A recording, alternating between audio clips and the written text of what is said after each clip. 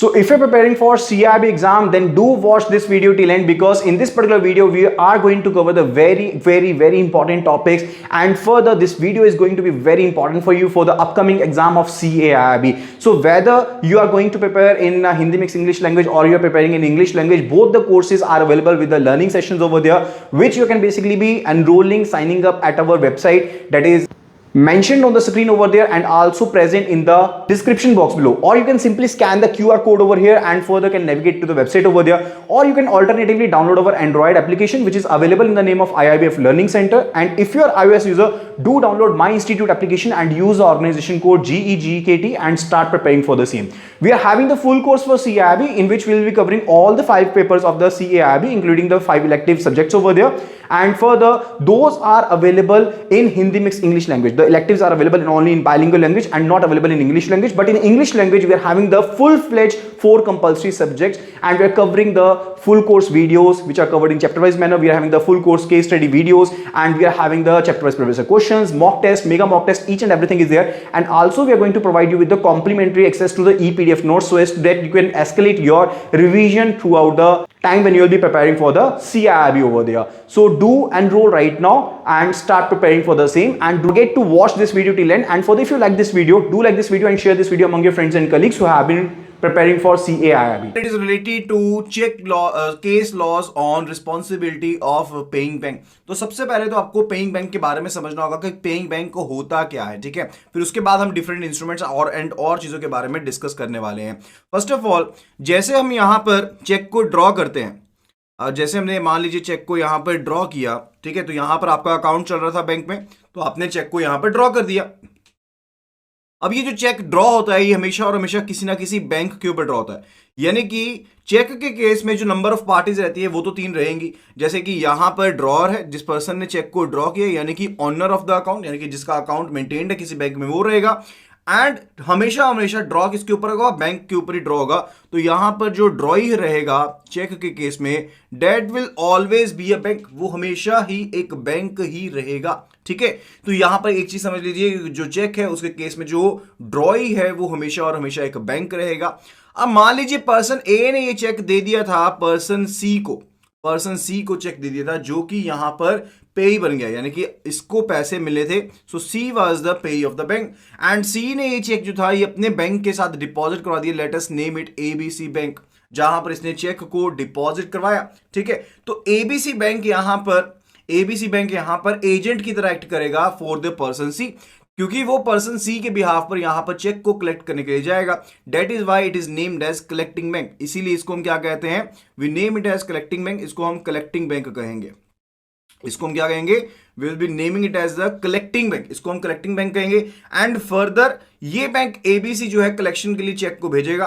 हो सकता है कि सेम ब्रांच जिसमें इसका अकाउंट मेंटेन्ड हो पर्सन ए का, उसी को भेज दे, या फिर हो सकता है कि एबीसी बैंक जो है वो यहां पर कलेक्शन के लिए चेक को बैंक की ही इसी बैंक की जहां पर ए का अकाउंट है उसी की कोई और ब्रांच में भी भेज सकता है। So that is a case related. तो यहां पर जो बैंक यहां पर पेमेंट करने वाला है, that is the different branches of और any of the branch of the bank where the account of the drawer was maintained, that is said to be what? That is said to be the paying bank। तो वो यहां पर क्या बन जाएगा? Paying bank बन जाएगा। तो इस यूनिट में हम बात करने वाले हैं सबसे पहले रिलेटेड टू की केस लॉज और रिस्पॉन्सिबिलिटीज की, पेइंग बैंक की क्या क्या रिस्पॉन्सिबिलिटीज रहती हैं। उसके बाद हम बात करने वाले हैं in the next unit, we will be talking about the कि यहां पर कलेक्टिंग बैंक की रिस्पॉन्सिबिलिटीज क्या रहती हैं, उनके बारे में डिस्कस करने वाले हैं।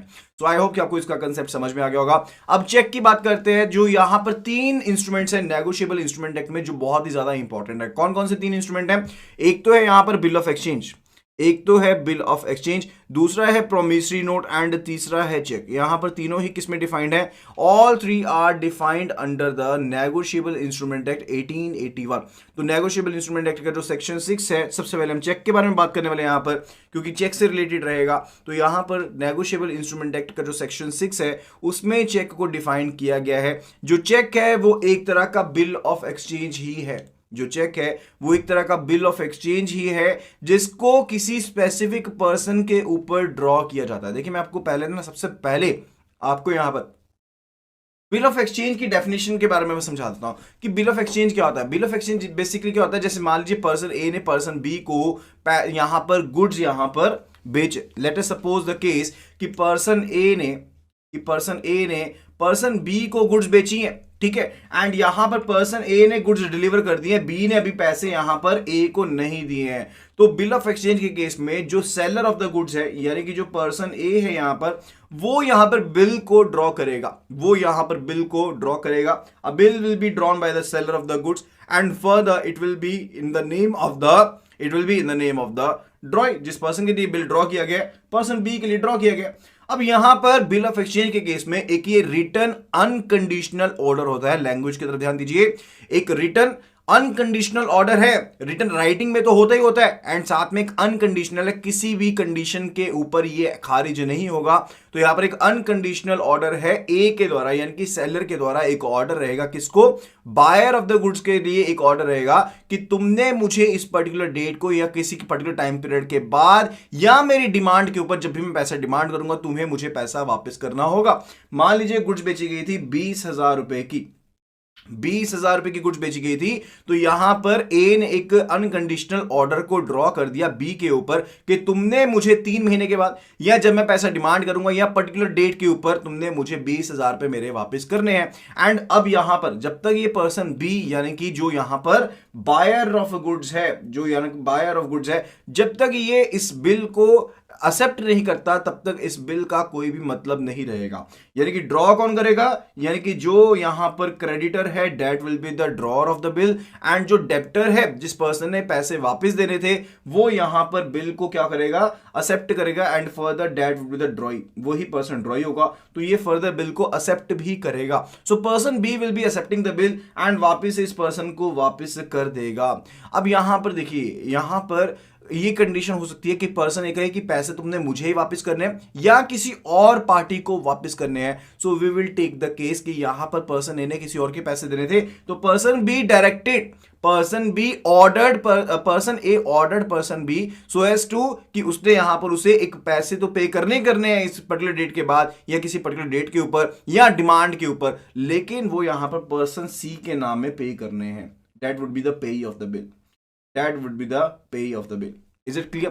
तो 3 पार्टीज हमारे पास बन गई। एक बन गया ड्रॉअर ऑफ द बिल, जो कि यहां पर बिल को ड्रॉ करेगा, and second it is the ड्रॉई, जिसके ऊपर बिल को ड्रॉ किया गया है, जो कि बिल को एक्सेप्ट करता है एंड टाइम आने पर पेमेंट करेगा, एंड थर्ड पर्सन जिसे अल्टीमेटली पेमेंट मिलेगी, वो ड्रॉअर ऑफ बिल हो सकता है, वो कोई थर्ड पार्टी भी हो सकती है। But in general case, act के हिसाब से, यहां पर रूल्स के हिसाब से 3 पार्टीज ही कही गई हैं, ड्रॉअर, ड्रॉई एंड पे। Is that clear? ओके अब यहां पर चेक जो होता है वो भी बिल ऑफ एक्सचेंज ही है। So cheque is also bill of exchange, लेकिन यहां पर क्या रहता है सिस्टम कि पर्सन ए का एक अकाउंट मेंटेन्ड है। कहां पर मेंटेन्ड है? बैंक के ऊपर अकाउंट मेंटेन्ड है। तो यहां पर पर्सन ए जो एक बिल ड्रॉ करेगा वो बैंक के ऊपर ही ड्रॉ करेगा, यानी कि यहां पर चेक के केस में जो बिल है वो एक तरह, चेक जो है एक तरह का बिल ऑफ एक्सचेंज है, जिसमें जो ड्रॉअर ऑफ द इंस्ट्रूमेंट है, यानी कि जो अकाउंट होल्डर है, वो यहां पर जो भी चेक ड्रॉ करेगा वो हमेशा बैंक के ऊपर ड्रॉ होगा। So the ड्रॉई will always be a bank.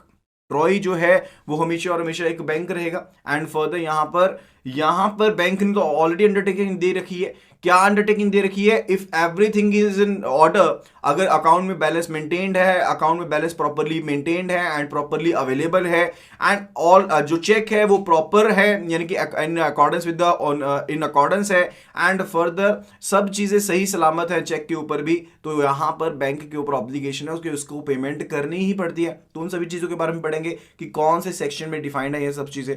फिलहाल के लिए इतनी चीज समझ लीजिए कि चेक के केस में जो चेक है वो एक अनकंडीशनल, यहां पर बेसिकली वो बिल ऑफ एक्सचेंज की तरह ही होता है। एंड फर्दर चेक के केस में जो ड्रॉअर है वो यहां पर अकाउंट होल्डर होगा, जो ड्रॉई है वो हमेशा एक बैंक रहेगा। मान लीजिए पर्सन सी को पेमेंट देनी है यहां पर ए ने, तो यहां पर पर्सन सी हो गया पे, यानी कि चेक के ऊपर जो नाम लिख दिया पर्सन का, वो पर्सन सी का नाम लिख दिया कि इसको पैसे मिलेंगे। तो यहां पर जो सी पर्सन है वो यहां पर चेक को प्रेजेंट करेगा, वो चेक को क्या करेगा? प्रेजेंट करेगा एंड फर्दर पेमेंट लेगा, यानी कि ऑन डिमांड।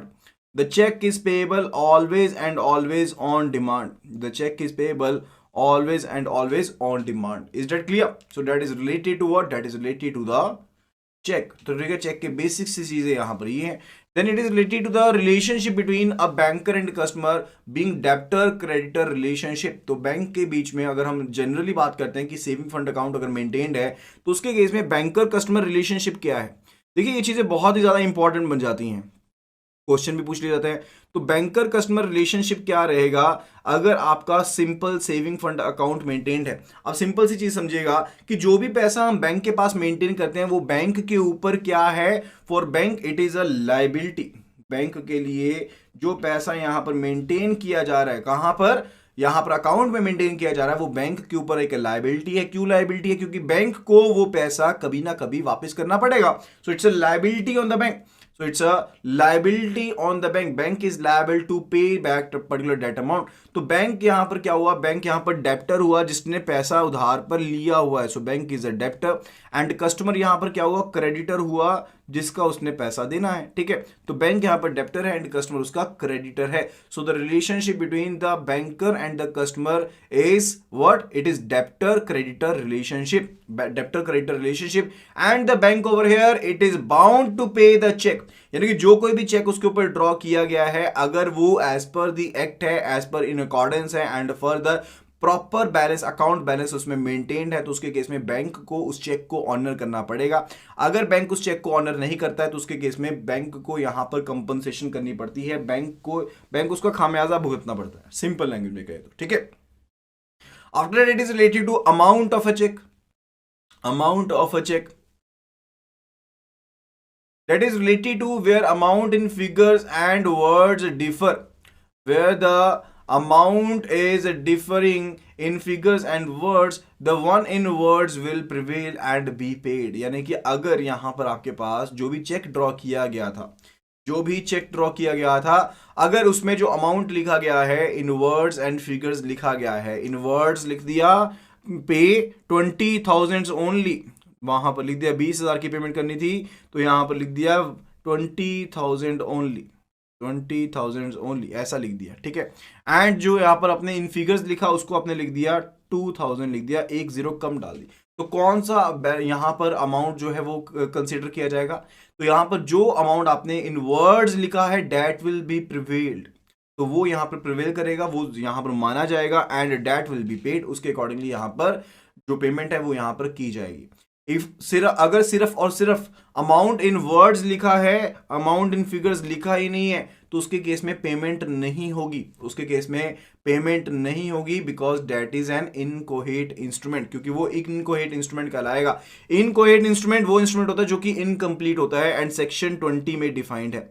सेक्शन 20 जो है नेगोशिएबल इंस्ट्रूमेंट एक्ट का, वो इनकोहेट इंस्ट्रूमेंट को डिफाइन करता है। इनकोहेट इंस्ट्रूमेंट का मतलब है इनकम्प्लीट इंस्ट्रूमेंट, यानी कि जहां पर आपने चेक को पूरी तरह से फिल इन नहीं किया है, कुछ ना कुछ डाटा जो है वो रह गया है, उसे हम इनकोहेट इंस्ट्रूमेंट कहते हैं। तो अगर वर्ड्स एंड फिगर्स में डिफरेंस है तो यहां पर वर्ड्स की लैंग्वेज जो है वो प्रिवेल करेगी, लेकिन अगर वर्ड्स या फिगर्स में से कोई एक चीज लिखी नहीं गई है तो उसे हम इनकोहेट इंस्ट्रूमेंट कहते हैं। यानी कि अगर मान लीजिए चेक के ऊपर डेट नहीं डाली, चेक के ऊपर पे का नाम नहीं लिखा, चेक के ऊपर अमाउंट नहीं लिखा इन फिगर्स या फिर इन वर्ड्स नहीं लिखा, तो उसके केस में अगर ऐसी चीजें की गई हैं, यानी कि ओमिशन है, ओमिशन है, किसी चीज को प्रॉपर्ली छोड़ ही दिया गया है, ठीक है, तो उसके केस में उसे इनकोहेट इंस्ट्रूमेंट कहते हैं and that is not to be paid, तो उसे हम पे नहीं करेंगे।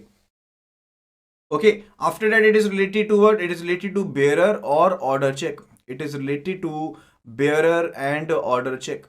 सो बेयरर चेक क्या होता है?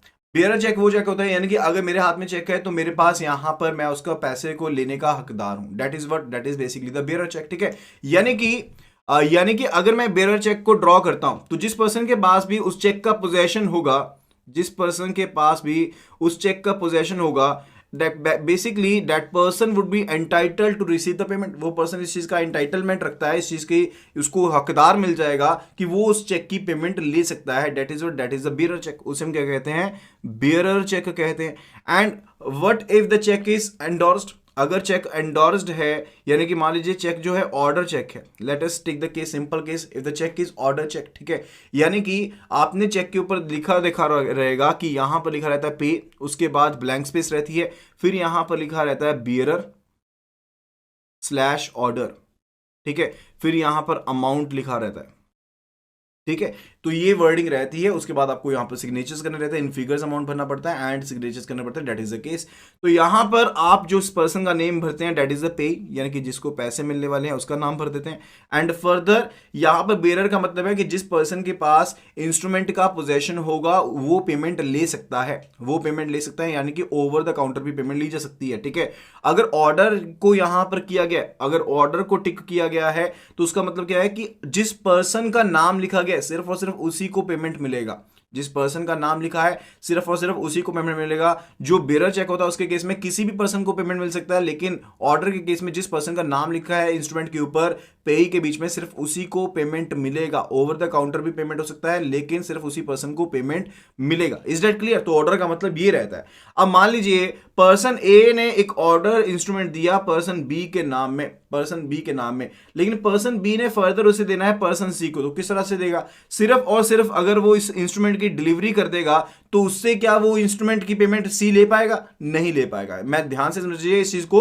अगर जो इंस्ट्रूमेंट था, अगर जो चेक था वो ऑर्डर चेक है in the name of person B, तो उसके केस में सिर्फ और सिर्फ पर्सन बी यहां पर पेमेंट ले सकता है ओवर द काउंटर या फिर अपने अकाउंट में। वो सिर्फ और सिर्फ वो पर्सन पेमेंट लेगा। वो यहां पर जो होल्डर है, जो पर्सन के पास इंस्ट्रूमेंट होता है उसे हम क्या कहते हैं? होल्डर कहते हैं। मान लीजिए उसके पास इंस्ट्रूमेंट था, उसके बाद प्रॉपर कंसिडरेशन थी, तो उसे, उस पर्सन को हम क्या कहते हैं? होल्डर इन ड्यू कोर्स कहते हैं। ये दो टर्म्स हैं, मैं यहां पर आपको सभी टर्म्स को प्रॉपरली समझा दे रहा हूं, काइंडली इनको कंफ्यूज नहीं करना है। तो उस पर्सन को हम होल्डर इन ड्यू कोर्स कहते हैं। मैं आपको प्रॉपरली इसका एग्जांपल देकर भी समझा दूंगा। ठीक है, फिलहाल के लिए इस चीज को समझिएगा सिर्फ और सिर्फ कि पर्सन ए ने एक ऑर्डर इंस्ट्रूमेंट दिया है पर्सन बी को, पर्सन ए ने एक ऑर्डर इंस्ट्रूमेंट दिया है पर्सन बी को।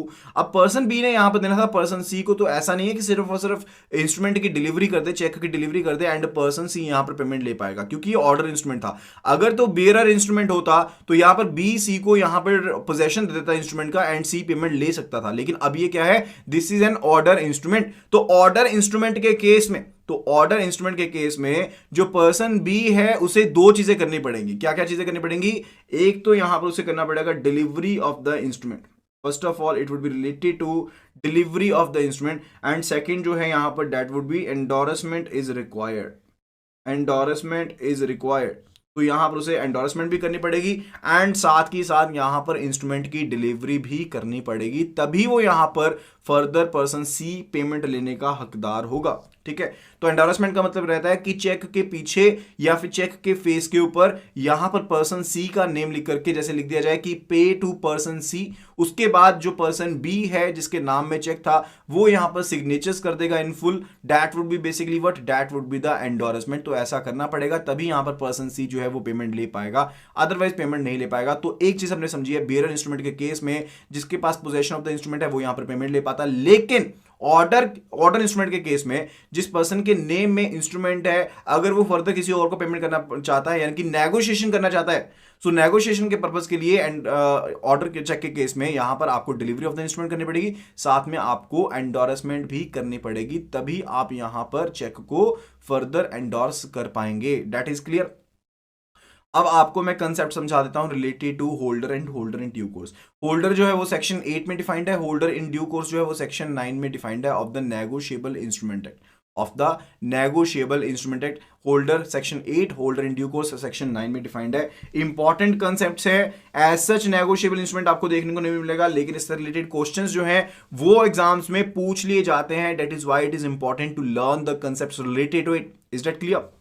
ओके, तो जल्दी से जल्दी यहां पर बने रहिएगा। मैं आपको बता देता हूं, जैसे पर्सन ए ने एक इंस्ट्रूमेंट ड्रॉ किया। अब इतनी बात हम जानते हैं कि पर्सन ए क्या है यहां पर जिसने इंस्ट्रूमेंट ड्रॉ किया, that is a drawer, and जिसके ऊपर ड्रॉ किया जाएगा that will always be a bank. यानी कि चेक के केस में जो ड्रॉई है वो हमेशा और हमेशा एक बैंक रहेगा। एंड यहां पर इंस्ट्रूमेंट दिया गया पर्सन सी के नेम में, which is an order instrument, जो क्या है एक ऑर्डर इंस्ट्रूमेंट यहां पर इशू किया गया है, ड्रॉ किया गया पर्सन सी के नेम में। So person C is payee over here, we can say person C इस इंस्ट्रूमेंट में पेई हो गया।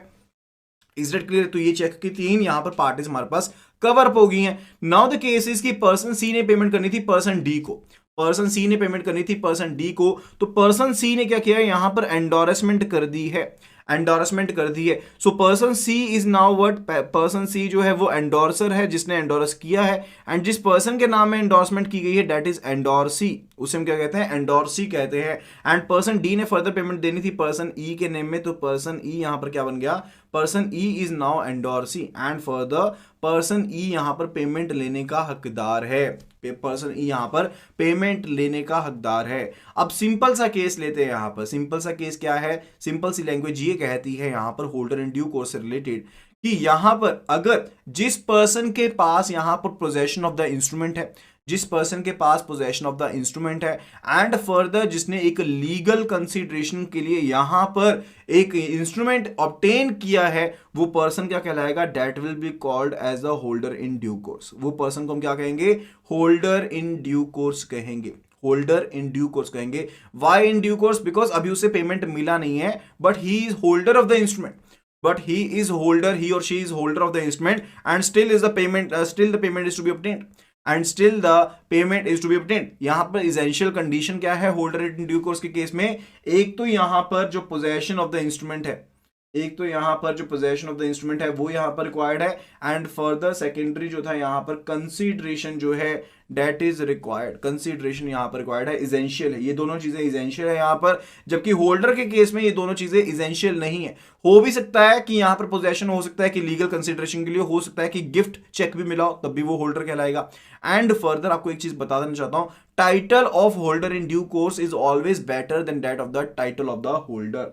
तो यहां पर टाइटल जो है होल्डर इन ड्यू कोर्स का वो हमेशा बेटर रहता है than the title of the holder. Now what is this word title over है, टाइटल कहां से आ गया, title means what, title means ownership, title means ownership, ठीक है। तो अगर यहां पर मान लीजिए पर्सन ई से इंस्ट्रूमेंट लॉस्ट हो गया, तो इस आपको टाइटल वर्ड की इंफॉर्मेशन देना जा रहा हूं, ठीक है। तो पर्सन ई से इंस्ट्रूमेंट जो था वो यहां पर क्या हो गया, लॉस्ट हो गया, गुम हो गया। पर्सन एफ ने इस इंस्ट्रूमेंट को फाइंड आउट कर लिया, पर्सन एफ को ये इंस्ट्रूमेंट मिल गया, ठीक है। उसने यहां पर सिग्नेचर्स को फोर्ज किया, क्योंकि ऑर्डर था तो उसने यहां पर सिग्नेचर्स को फोर्ज कर दिया एंड एंडोर्समेंट कर दी पर्सन जी के नेम में।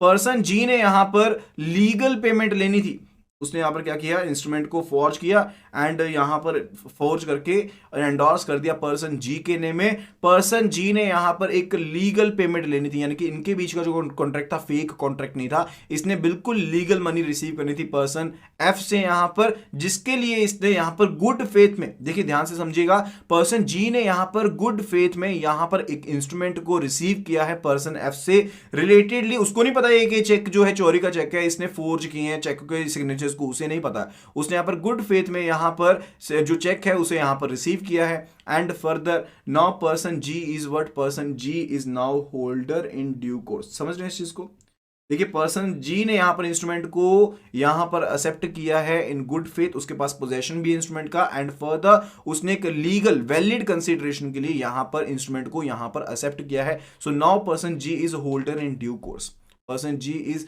Holder in due course. Person G ने इस चेक को प्रेजेंट किया, पर्सन जी ने इस चेक को प्रेजेंट किया, but the cheque was dishonoured, but the cheque was dishonoured, ठीक है।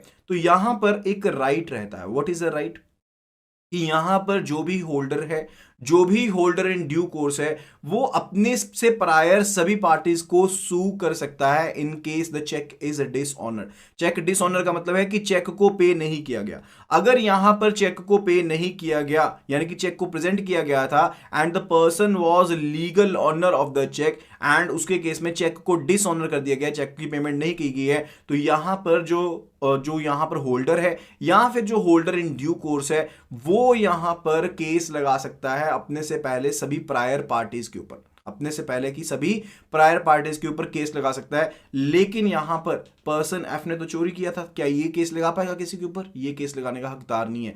पर्सन जी के पास तो चोरी किया हुआ इंस्ट्रूमेंट था, क्या वो केस लगा पाएगा? क्या वो केस लगा पाएगा? Definitely he can do sue the person F over here. तो पर्सन एफ के ऊपर ये केस लगा सकता है। क्यों लगा सकता है? क्योंकि पर्सन जी क्या है? होल्डर इन ड्यू कोर्स है। इसने गुड फेथ में यहां पर इंस्ट्रूमेंट को यहां पर क्या किया? एक्सेप्ट किया। इसके पास कोई भी ऐसा रीजन नहीं था ये मानने के लिए कि जो इंस्ट्रूमेंट था वो फोर्स्ड इंस्ट्रूमेंट था। एंड फर्दर इसने लीगल कंसीडरेशन के लिए एक्सेप्ट किया था। Further there was possession of the instrument with him.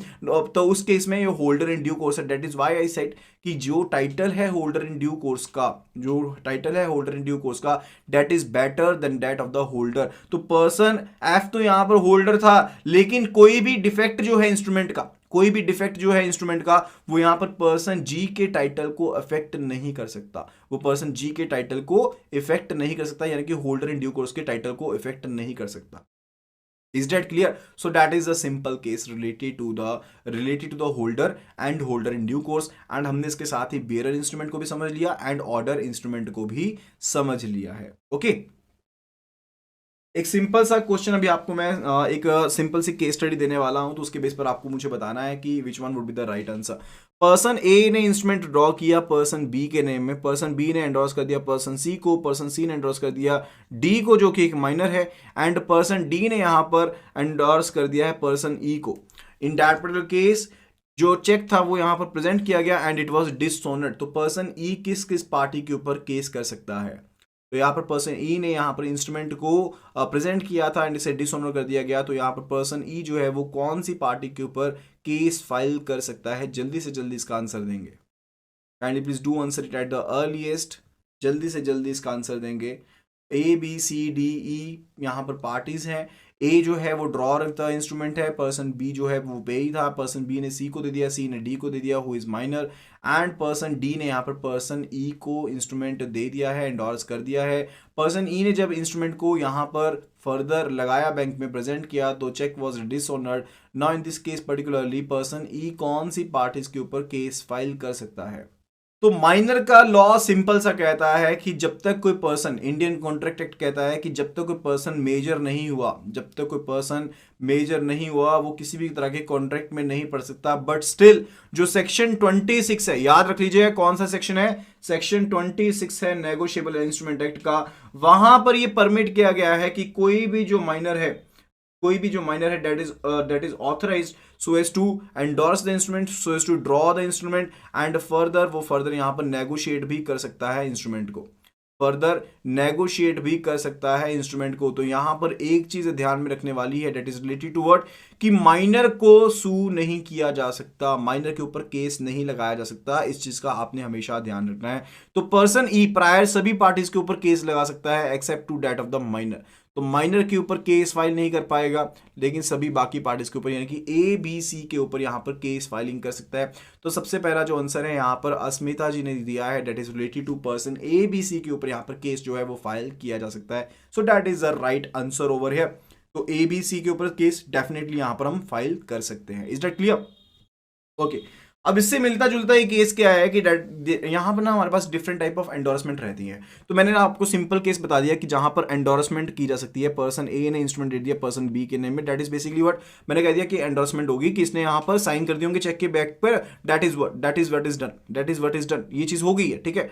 But endorsement की टाइप्स होती हैं। पहला होता है ब्लैंक एंडोर्समेंट, एक टाइप होती है हमारे पास ब्लैंक एंडोर्समेंट। ब्लैंक एंडोर्समेंट का मतलब होता है कि जो यहां पर पर्सन पे ही था, उसने सिर्फ और सिर्फ इंस्ट्रूमेंट के फेस के ऊपर या इंस्ट्रूमेंट की बैक साइड के ऊपर उसने सिर्फ और सिर्फ अपने सिग्नेचर्स कर दिए, दैट इज इट, सिग्नेचर्स कर दिए, दैट इज इट। जो ब्लैंक एंडोर्समेंट होती है उसके साथ क्या होता है कि कोई भी पर्सन जो होल्डर ऑफ द इंस्ट्रूमेंट है वो पेमेंट ले पाएगा। यानी कि ब्लैंक एंडोर्समेंट के साथ जो ऑर्डर इंस्ट्रूमेंट है वो कन्वर्ट हो जाता है किसमें, बेयरर इंस्ट्रूमेंट में कन्वर्ट हो जाता है। वो किस में कन्वर्ट हो जाता है, बेयरर इंस्ट्रूमेंट में कन्वर्ट हो जाता है। फिर जो दूसरी एंडोर्समेंट की टाइप है that is endorsement in full, that is endorsement in full. तो एंडोर्समेंट इन फुल का मतलब क्या रहता है, यानी कि पर्सन ए का पूरा नाम लिख के ऐसे लिखा गया होगा, पूरी की पूरी वर्डिंग लिखी जाएगी, पे टू ए ओनली। जैसे पर्सन बी के नाम में इंस्ट्रूमेंट था, person B was the pay, तो पर्सन बी ने यहां पर लिखा पे टू ए ओनली एंड साथ में उसने सिग्नेचर्स कर दिए अपने, तो उसके केस में सिर्फ और सिर्फ पर्सन ए को ही पेमेंट मिल सकती है। एंड फर्दर यहां पर ये रिस्ट्रिक्शन भी है, ये रिस्ट्रिक्शन भी है, जब ओनली कर दिया ना, साथ में वर्ड ओनली ऐड कर दिया, तो ये रिस्ट्रिक्टिव एंडोर्समेंट होगी। ये कौन सी एंडोर्समेंट होगी, ये रिस्ट्रिक्टिव एंडोर्समेंट होगी कि यहां पर फर्दर जो नेगोशिएशन है उसको रिस्ट्रिक्ट कर दिया गया है कि आगे किसी और पर्सन के नाम में इंस्ट्रूमेंट जो है फर्दर एंडोर्स नहीं किया जा सकता, ठीक है। अगर सिंपली यहां पर लिखा रहता पे टू ए, अगर सिंपली यहां पर लिखा रहता पे टू ए, तो इसे हम कहते हैं एंडोर्समेंट इन फुल। तो इसे हम क्या कहते हैं, इसे हम कहते हैं एंडोर्समेंट इन फुल। लेकिन अगर इसके साथ अगर वर्ड्स लिख दिए गए ओनली वर्ड लिख दिया गया तो सिर्फ और सिर्फ पर्सन ए को पेमेंट मिल सकती है, अब किसी और पर्सन को पेमेंट नहीं मिलेगी। That is what, that is restrictive endorsement. तो इसको हम क्या कहते हैं, रिस्ट्रिक्टिव एंडोर्समेंट कहते हैं। Is that clear? एंड और एक एंडोर्समेंट होती है, that is a partial endorsement. That is a partial endorsement. Partial endorsement जैसे कि नाम ही बता रहा है कि जैसे मान लीजिए इंस्ट्रूमेंट जो था वो 20,000 रुपए की अमाउंट का था, 20,000 की अमाउंट का था, पर्सन बी के नेम में था। पर्सन बी ने फर्दर पैसे देने थे पर्सन ए को एंड पर्सन सी को। पर्सन बी ने यहाँ पर पैसे देने थे पर्सन ए एंड सी को। ए को देने थे इसने 5,000 एंड सी को देने थे 15,000। तो इसने क्या किया, पार्शियल एंडोर्समेंट कर दी। पार्शियल एंडोर्स कर दिया इंस्ट्रूमेंट को कि 5,000 पर्सन ए को पे कर दिए जाए, जो 15,000 है पर्सन सी को पे कर दिए जाए। लेकिन ऐसे एंडोर्समेंट जो होती है वो वैलिड नहीं होती है। ऐसे एंडोर्समेंट जो होती है वो वैलिड नहीं होती है, सिर्फ और सिर्फ नाम के लिए यहां पर आपको बताई जा रही है कि that is what, that is a partial endorsement. Okay. एक जो एंडोर्समेंट की टाइप होती है वो होती है कंडीशनल एंडोर्समेंट। एक होती है कंडीशनल एंडोर्समेंट। तो इसके केस में क्या लिखा जाता है, जैसे लिख दिया pay to A if he marries, pay to A if he marries. तो एक कंडीशन रख दी साथ में, पेमेंट तो ए को करनी है लेकिन एक कंडीशन रख दी साथ में। तो यहां पर जो यहां पर पेइंग बैंक है उसकी कोई भी जिम्मेदारी नहीं है इस कंडीशन को फुलफिल करवाने की। वो यहां पर देखने नहीं जाएगा पर्सन ए की शादी हुई है कि नहीं हुई है तो उसको पैसे देंगे नहीं देंगे। तो यहां पर जो बैंक है उसके ऊपर कोई भी लायबिलिटी नहीं है, जो बैंक है उसके ऊपर कोई भी लायबिलिटी नहीं है रिगार्डिंग चेकिंग की यहां पर कंडीशन फुलफिल हुई है या फिर नहीं हुई है। ठीक है। सो पर्सन ए को सिंपली पेमेंट की जा सकती है इस केस में भी। एक और टाइप है that is very very important, that is why I basically went into the topic. तो यहां पर जो एंडोर्समेंट की टाइप है that is the sans recourse endorsement. That is the sans recourse endorsement. अब सेंस रिकॉर्स एंडोर्समेंट के case में क्या होता है, जो पर्सन यहां पर एंडोर्स कर रहा है वो अपनी लायबिलिटी से अपना पीछा छुड़ा लेता है। जैसे पर्सन ए ने पर्सन बी को एंडोर्समेंट की, पर्सन बी ने पर्सन सी को, पर्सन सी ने सेंस रिकॉर्स एंडोर्समेंट कर दिए पर्सन डी को। तो एज अ जनरल रूल कोई भी पर्सन माइनर नहीं है तो अगर चेक डिसऑनर होता है तो पर्सन डी तीनों पार्टीज के ऊपर केस कर सकता है। लेकिन अगर पर्सन सी ने सेंस रिकॉर्स एंडोर्समेंट की थी तो यहां पर इसकी जो लायबिलिटी थी वो वेव ऑफ हो गई है। यानी कि पर्सन डी जब यहां पर चेक को इसने लगाया ये डिसऑनर हो गया तो अब ये पर्सन सी के ऊपर केस नहीं लगा पाएगा, person A and person B के ऊपर केस फाइल कर पाएगा। That is the basic purpose of the sans recourse endorsement. That is the basic purpose of the sans recourse endorsement. ठीक है। तो सेंस रिकॉर्स एंडोर्समेंट अगर की जाती है दैट इज अ क्वेश्चन, एक सावधानी बरतने वाली बात हो जाती है किसके लिए, एंडोर्सी के लिए। एंडोर्सी को सावधानी बरतने वाली बात हो जाएगी कि वो यहां पर एंडोर्सर के ऊपर कोई किसी भी तरह का केस फाइल नहीं कर सकता। Is that clear? That is related to the endorsement. तो एंडोर्समेंट का भी टॉपिक हमारा यहां पर कवर हमने कर लिया है। ओके। तो आपको बेसिक डेफिनेटली पता होना चाहिए कि क्या चीज है एंडोर्स, क्या होता है क्या नहीं होता। ठीक है। Now it is related to bearer और ऑर्डर चेक। बेयरर और ऑर्डर चेक। तो पहली कंडीशन है कि if nothing is mentioned on the cheque, अगर चेक के ऊपर कुछ मेंशन्ड नहीं है, जैसे मान लीजिए सिंपल और सिंपल लिखा गया है पे एंड उसके बाद पर्सन का नेम है, यहां पर बेयरर ऑर्डर कुछ भी लिखा नहीं गया है एंड यहां पर अमाउंट लिखा गया सिंपली, तो उसके केस में अगर इंस्ट्रूमेंट के ऊपर कुछ भी नहीं लिखा गया है तो चेक जो है हमेशा और हमेशा payable to order cheque consider किया जाएगा। Then it will be considered always payable to order cheque. It will be considered always and always to be an order cheque. ठीक है। लेकिन अगर यहां पर इंस्ट्रूमेंट के ऊपर लिखा गया है bearer slash order, bearer slash order and किसी को भी डिलीट नहीं किया गया है, दोनों वर्ड्स लिखे हुए हैं, ऑर्डर वर्ड भी लिखा हुआ है एंड बियरर वर्ड भी लिखा हुआ है एंड कोई भी जो वर्ड है वो डिलीटेड नहीं है, उसके केस में इसे इंस्ट्रूमेंट को हमेशा और हमेशा बियरर इंस्ट्रूमेंट माना जाता है। Is that clear? तो अगर तो इंस्ट्रूमेंट के ऊपर बियरर या फिर ऑर्डर कुछ भी नहीं लिख रखा है, बियरर या फिर ऑर्डर कुछ भी नहीं लिख रखा है तो उसके केस में हम उस इंस्ट्रूमेंट को क्या मानेंगे, ऑर्डर इंस्ट्रूमेंट मानेंगे। लेकिन अगर बियरर और ऑर्डर लिख रखा है लेकिन उसे डिलीट नहीं किया गया किसी भी वर्ड को तो उसे हम बियरर इंस्ट्रूमेंट मानेंगे। Is that clear? That is basically related to it. तो यहां पर एक क्वेश्चन पूछा गया है कि रिलेटेडली कि क्या यहां पर ए एंड बी जो पार्टीज यहां पर थी, जैसे मैंने आपको एग्जांपल दी थी कि पर्सन ए ने पर्सन बी को एंडोर्स किया, पर्सन बी ने पर्सन सी को, पर्सन सी ने पर्सन डी को, तो क्या ए भी पर्सन बी को सेंस रिकॉर्स एंडोर्समेंट कर सकता है? डेफिनेटली पर्सन ए भी यहां पर सेंस रिकॉर्स एंडोर्समेंट कर सकता है पर्सन बी को and that will be a question to endorse it, that is person B over here कि इंस्ट्रूमेंट जो है that is what, that is that is sans recourse endorsement, and वो यहाँ पर किसी भी तरह का फर्दर आगे केस फाइल नहीं कर पाएगा on person A. Okay, that is related to it. And क्या बेयरर इंस्ट्रूमेंट को ऑर्डर इंस्ट्रूमेंट में कन्वर्ट कर सकते हैं? Definitely that is allowed. जो यहां पर बिल्कुल जो होल्डर है, होल्डर इन ड्यू कोर्स है, उनको राइट होता है, क्या होता है? राइट होता है holder and holder in due course के पास क्या राइट होता है कि जो भी यहां पर इंस्ट्रूमेंट होता है, जो भी यहां पर इंस्ट्रूमेंट होता है, जैसे मान लीजिए वो ऑर्डर इंस्ट्रूमेंट है, जैसे मान लीजिए यहां पर जो ऑर्डर इंस्ट्रूमेंट है दैट कैन बी कन्वर्टेड, जो ऑर्डर इंस्ट्रूमेंट है वो यहां पर कन्वर्ट किया जा सकता है इनटू द बेयरर इंस्ट्रूमेंट, यानी कि ब्लैंक इंडोर्समेंट करके कन्वर्ट किया जा सकता है। एंड फर्दर जो यहां पर बेयरर इंस्ट्रूमेंट है उसको भी ये कन्वर्ट कर सकते हैं, किसमें? ऑर्डर इंस्ट्रूमेंट में कन्वर्ट कर सकते हैं। बेयरर इंस्ट्रूमेंट को भी ऑर्डर इंस्ट्रूमेंट में कन्वर्ट कर सकते हैं। एंड फर्दर होल्डर के पास राइट होता है, होल्डर इन ड्यू कोर्स के पास राइट होता है that they can obtain the duplicate instrument also, वो डुप्लीकेट इंस्ट्रूमेंट को भी ऑब्टेन कर सकते हैं। इज दैट तो क्लियर? तो यहां पर बात आती है related to the if cheque drawn in different ink language scripts handwriting such cheque will be paid if otherwise in order. बहुत ही इंपॉर्टेंट पॉइंट है। कई बार क्या होता है आपके पास चेक रिसीव होता है, चेक में जो पर्सन का नाम है वो ब्लैक इंक से लिखा हुआ है, अमाउंट जो है वो रेड इंक से लिखा हुआ है, साइन जो है वो ब्लू इंक से किए हुए हैं, तो क्या इस तरह के इंस्ट्रूमेंट को पे किया जाएगा?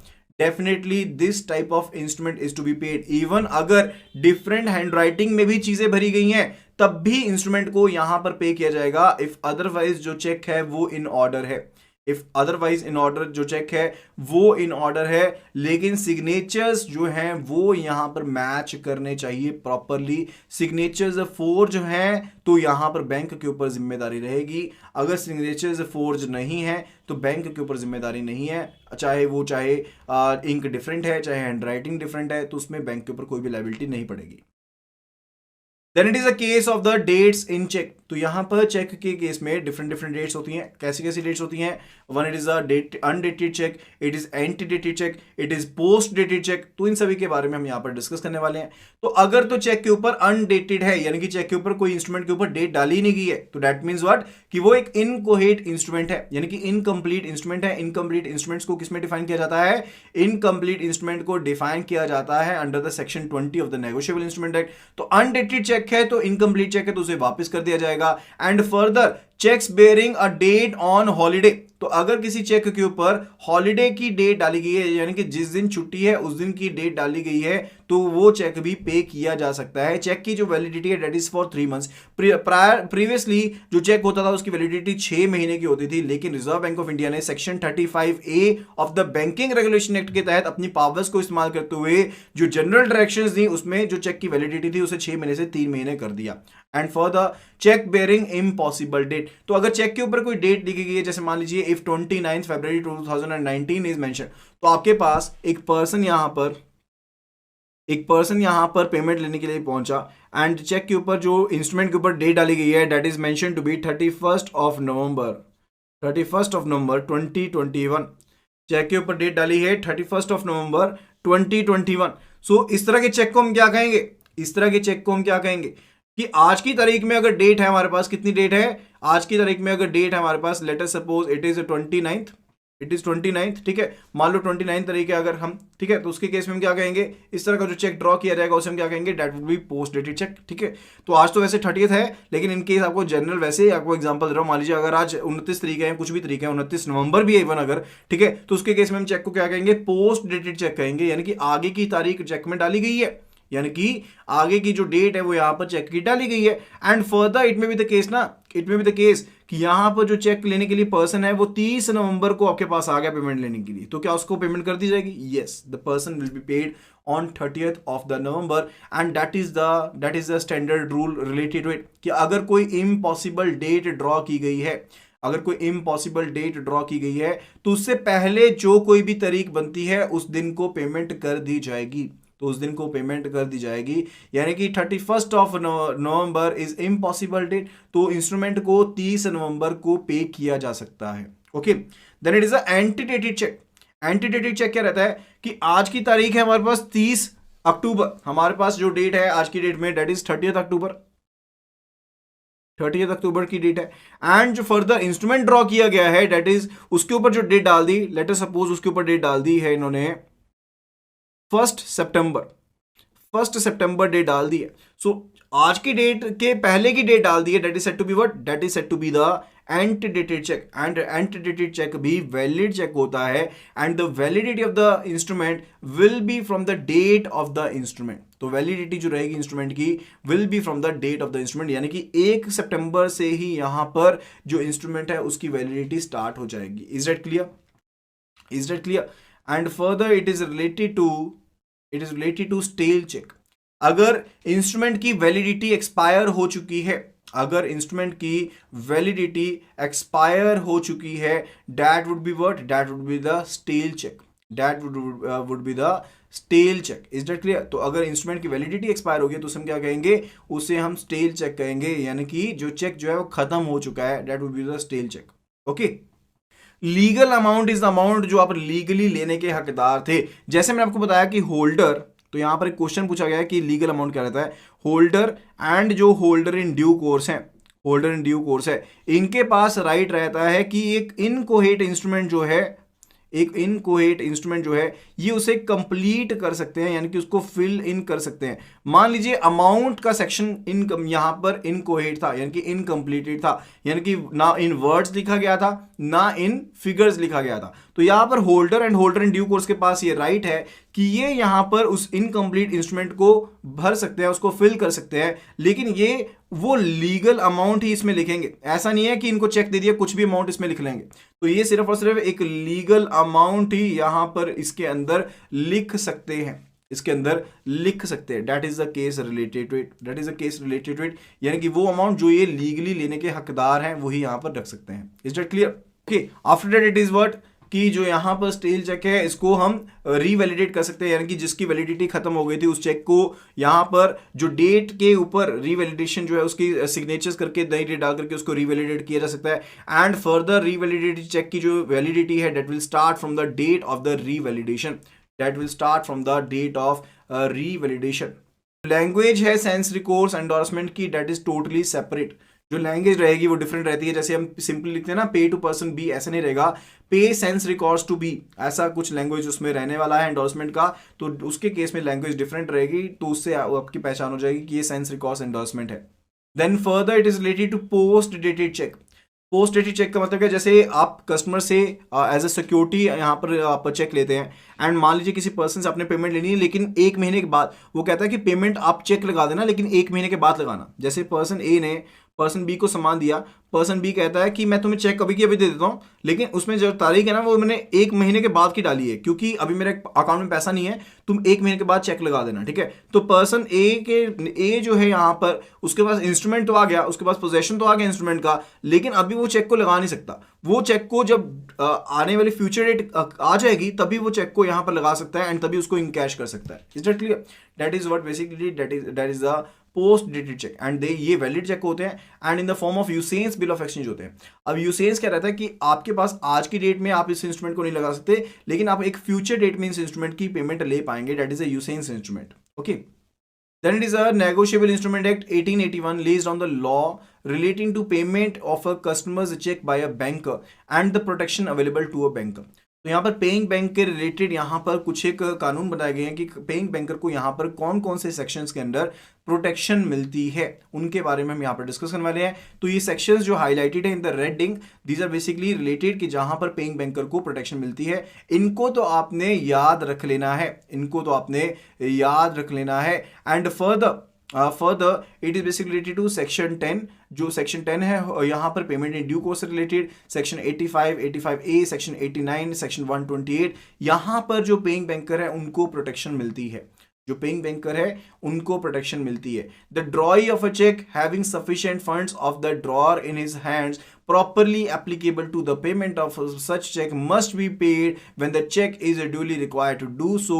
एंड अगर यहाँ पर बैंक पेमेंट नहीं करता है तो यहाँ पर जो ड्रॉई होगा वो इन डिफॉल्ट रहेगा, एंड उसे ड्रॉअर को कंपनसेट करना पड़ेगा जो कोई भी उसे डैमेज हुआ है उसके लिए। तो कहने का मतलब क्या है कि पर्सन ए ने यहाँ पर एक चेक जो था वो इशू किया पर्सन बी को, एंड इसके अकाउंट में प्रॉपरली बैलेंस अवेलेबल भी था एंड प्रॉपरली यहाँ पर एप्लीकेबल भी था। एप्लीकेबिलिटी का मतलब है कि बैलेंस तो पड़ा हो, ये ना हो कि उसके ऊपर कोई ना ना कोई और दिक्कत चल रही हो, बैलेंस अवेलेबल ना हो, बैलेंस शैडो बैलेंस में हो, या ऑलरेडी डेबिट हो चुका हो, या फिर हो सकता है कि यहां पर किसी कोर्ट ने मना किया हो कि इस पर्सन का अकाउंट डेबिट नहीं करना है, तो प्रॉपरली एप्लीकेबल भी होना चाहिए, प्रॉपरली एप्लीकेबल भी होना चाहिए। तो बैलेंस अवेलेबल भी था, प्रॉपरली एप्लीकेबल भी था, ठीक है, बट फिर भी यहां पर एंड यहां पर जो इंस्ट्रूमेंट दिया गया वो भी इन ऑर्डर था, वो भी इन ऑर्डर था, यानी कि जैसा इंस्ट्रूमेंट ड्रॉ करना चाहिए वैसा ही इंस्ट्रूमेंट ड्रॉ भी किया गया था। लेकिन फिर भी यहां पर जब यहां पर चेक को प्रेजेंट किया गया तो उसको पेमेंट नहीं की गई, तो यहां पर पर्सन बी तो केस लगा देगा इसके ऊपर कि मैंने चेक लगाया था, मुझे पेमेंट नहीं मिली है। तो यहां पर पर्सन ए अपने बैंक के ऊपर फर्दर केस फाइल कर सकता है कि मुझे यहां पर कंपनसेशन चाहिए,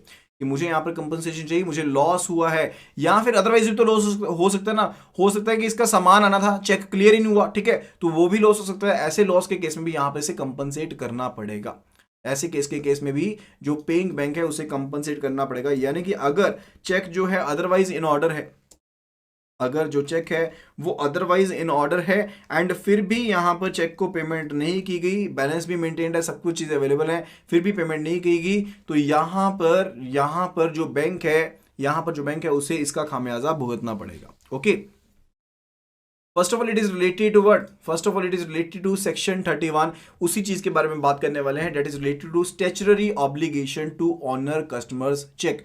अब यहां पर जो बैंक होते हैं वो क्या होते हैं, वो इंटरमीडियरी होते हैं, उनका अपना खुद का पैसा नहीं होता है, वो यहां पर कस्टमर से यानी कि डिपॉजिटर से पैसा लेते हैं, उसको फर्दर इन्वेस्टमेंट के लिए एंड फर्दर इन्वेस्टमेंट के लिए इस्तेमाल करते हैं एंड लैंडिंग के लिए इस्तेमाल करते हैं। तो यहां पर बैंक्स के ऊपर एक स्टैट्यूटरी ऑब्लिगेशन है। क्या स्टैट्यूटरी ऑब्लिगेशन है कि बैंक्स के ऊपर जब भी डिमांड रेज की जाएगी, एक वैलिड डिमांड रेज की जाएगी, तो अगर टर्म्स एंड कंडीशंस फुलफिल हो रही हैं तो यहां पर बैंक को वो पैसा जो है वो पे करना पड़ेगा to the presenter of the instrument, to the presenter of the instrument. That is the simple case of the statutory obligation, ठीक है। तो क्या क्या चीजें देखता है बैंक, बैंक देखता है सबसे पहले तो सफिशिएंट फंड्स अवेलेबल हैं या नहीं है, यानी कि जो ड्रॉर है जिसने चेक यहां पर दिया है, let us take the same case, यहां पर पर्सन ए ने पर्सन बी को एक चेक दिया है, ठीक है, एंड ये 20,000 रुपए का चेक है एंड फर्दर इसके अकाउंट में बैलेंस जो 30,000 का है, कितना बैलेंस है 30,000 रुपए का इसके अकाउंट में बैलेंस पड़ा है। तो यहां पर सफिशिएंट फंड्स अवेलेबल है क्या, डेफिनेटली सफिशिएंट फंड्स अवेलेबल है, यानी कि क्या यहां पर क्रेडिट फंड्स अवेलेबल है जिसको डेबिट करके यहां पर बैंक जो है कस्टमर ए के अकाउंट को डेबिट करके पर्सन बी को पैसा पे कर देगा, डेफिनेटली अवेलेबल है। And second, it is most importantly, is it properly available, क्या पैसा जो यहां पर 30,000 पड़े हैं अकाउंट में वो प्रॉपरली अवेलेबल भी है। ऐसा तो नहीं है बैंक ने अपना राइट ऑफ सेट ऑफ लगा दिया है, या फिर बैंक ने यहां पर मान लीजिए इस अकाउंट में अगर गार्निश ऑर्डर रिसीव हो रखा है, यानी कि अकाउंट का बैलेंस फ्रीज कर रखा है, ऐसा तो नहीं है कुछ, ठीक है। तो ऐसा भी चीज नहीं होनी चाहिए, प्रॉपरली अवेलेबिलिटी होनी चाहिए। What do you mean by right of set of, what do you mean by right of set of, हो सकता है ना कि यहां पर पर्सन ए के और भी अकाउंट चल रहे हो।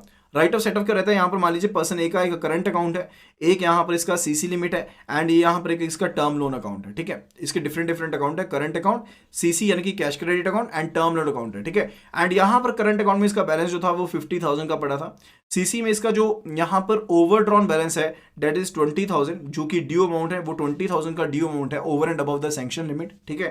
टर्म लोन के केस में इसकी जो ओवर ड्यू इंस्टॉलमेंट्स हैं उनका अमाउंट है यहां पर 15,000, यानी कि 15,000 की इंस्टॉलमेंट ऐसे इंस्टॉलमेंट्स हैं जो पर्सन ए ने यहां पर पे नहीं की है, जो पर्सन ए ने यहां पर पे नहीं की है। तो जो यहां पर राइट ऑफ सेट ऑफ है वो यहां पर बैंकर का राइट है, वो किसका राइट है, बैंक का राइट है कि बैंक यहां पर अपने ओवर ड्यू अमाउंट को, बैंक अपने यहां पर ओवर ड्यू अमाउंट को कलेक्ट कर सकता है from the credit balances of the account, जहां पर कस्टमर का पैसा पड़ा है वहां पर से बैंक उन अकाउंट्स को डेबिट करके अपना पैसा यहां पर रिकवर कर सकता है। That is right of set of, that is right of set of, इसी को हम राइट ऑफ सेट ऑफ कहते हैं, ठीक है। लेकिन इसके लिए अगर तो कस्टमर की डेथ हो चुकी है तो उसके केस में तो उसको कोई भी नोटिस देने की जरूरत नहीं पड़ेगी, लेकिन अगर कस्टमर अभी जिंदा जागता हुआ है तो उसको यहां पर पहले नोटिस भेजना पड़ेगा। मान लीजिए बैंक ने यहां पर कस्टमर को नोटिस भी भेजा था लेकिन कस्टमर ने नजरअंदाज कर दिया, कस्टमर ने नजरअंदाज कर दिया, तो बैंक ने अपने 20,000 एंड अपने 15,000 यहां से अपने अकाउंट से इसके निकाले एंड अपना जो पैसा था उसको यहां पर पूरा कर लिया, अपनी जो लाइबिलिटीज है उसको रिकवर कर लिया, ठीक है।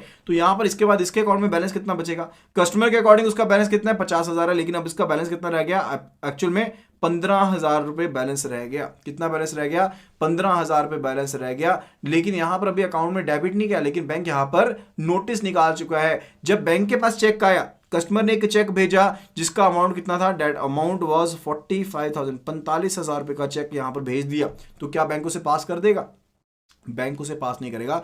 बैंक पहले अपनी ड्यूज को रिकवर करेगा, बिकॉज जो राइट ऑफ सेट है, सेट ऑफ है, that is superior to all the other rights, that is superior to all the rights. तो यहां पर जो बैंक है वो पहले अपनी ड्यूज की रिकवरी कर लेगा, एंड फर्दर अकाउंट में बैलेंस अब नहीं है तो यहां पर जो चेक है उसे रिटर्न कर दिया जाएगा। Is that clear? तो कहने का सिंपल मतलब ये है कि जो भी बैलेंस यहां पर पड़ा है ना अकाउंट में, वो प्रॉपरली मेंटेन होना चाहिए। ऐसा ना हो कि किसी कोर्ट ने ऑर्डर निकाला हुआ है कि ये पर्सन पेमेंट नहीं ले सकता, ठीक है, ऐसी चीजें नहीं होनी चाहिए, यानी कि properly availability of the balance होनी चाहिए। And further it is related to compensate, further it is related to cheque must be properly drawn, the cheque must be properly drawn, यानी कि चेक की जो भी टर्म्स एंड कंडीशंस हैं, यानी कि जो एपरेंट टेनर है चेक का वो बिल्कुल सही होना चाहिए। चेक में जो जो फील्ड्स यहाँ पर फिल करने वाले हैं, जो डेट है, पेई का नाम हो गया, एंड फर्दर अमाउंट हो गया, amount in words and figures हो गया, and cheque must be signed by the drawer, the cheque must be signed by the drawer. अगर ये सब चीजें कंडीशंस फुलफिल हो रही हैं बट फिर भी जो पेइंग बैंक है वो यहां पर उसने पेमेंट नहीं की, तो पेइंग बैंक को यहां पर बैंक को यहां पर कस्टमर को कंपनसेट करना पड़ेगा। इन case the banker refuses the payment wrongfully, then bank is liable to pay the drawer, the bank is liable to compensate the customer, ठीक है। एंड बैंक की जो लाइबिलिटी होगी सिर्फ और सिर्फ ड्रॉर की तरफ होगी, सिर्फ और सिर्फ ड्रॉर की तरफ होगी। ऐसा नहीं है पर्सन बी ने पेमेंट लेनी थी, पर्सन बी को बैंक कंपनसेट करे, नहीं, बैंक जो है वो यहां पर सिर्फ और सिर्फ ड्रॉर को कंपनसेट करेगा, ठीक है। That is related to protection to paying banker. तो पेइंग बैंकर के पास क्या क्या प्रोटेक्शंस रहती हैं उसके बारे में देख लेते हैं।